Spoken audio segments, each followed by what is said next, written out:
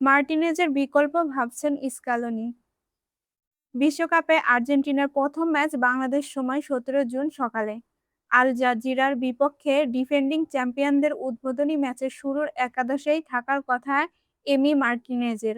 তবে চোটের কারণে দুই প্রস্তুতি ম্যাচে সম্ভবত সাইডলাইনে বসেই থাকতে হবে আর্জেন্টিনার প্রথম পছন্দের এই গোলরক্ষককে।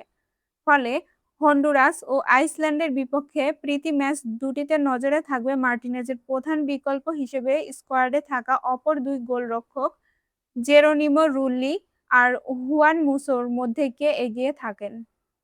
আর্জেন্টিনা কোচ লিওনেল স্ক্যালোনি একটি বিষয়ে নিশ্চিন্ত যে আলবিসেলেন্সের ১ নম্বর গোলরক্ষক এমি মার্টিনেজই। তবে তার হাতে চোটের কারণে কোচিং স্টাফ পরিস্থিতির ওপর নিবিড় নজর রাখছেন। আল জাজিরার বিপক্ষে বিশ্বকাপের প্রথম ম্যাচ তার খেলার সম্ভাবনা প্রবল হলেও এর আগে হওয়া দুটি প্রীতি ম্যাচ মূলত নির্ধারণ করবে কে হবেন দলের প্রথম বিকল্প গোলরক্ষক। অভিজ্ঞতা ও ধারাবাহিকতার বিচারে রুল্লি আপাতত এগিয়ে।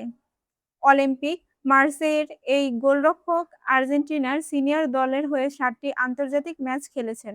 এই ৭ ম্যাচে আর্জেন্টিনা কোনো হার দেখেনি এবং তিনি মাত্র ২টি গোল হজম করেছেন।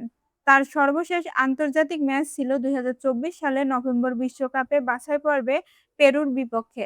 ম্যাচটিতে আর্জেন্টিনা ১-০ ব্যবধানে জয় পেয়েছিল। রুল্লি আর্জেন্টিনার ২০২২ কাতার বিশ্বকাপ ও ফিনান্সিমা এবং ২০২৪ সালে কোপা আমেরিকা বিজয়ী স্কোয়াডের সদস্য। ৩৪ বছর বয়সী এই গোলরক্ষক চলতি মৌসুমে ৩৯ ম্যাচ খেলেছেন এবং ফরাসি লিগে পঞ্চম স্থানে থাকা মার্সেইয়ের হয়ে ৫২ গোল হজম করেছেন।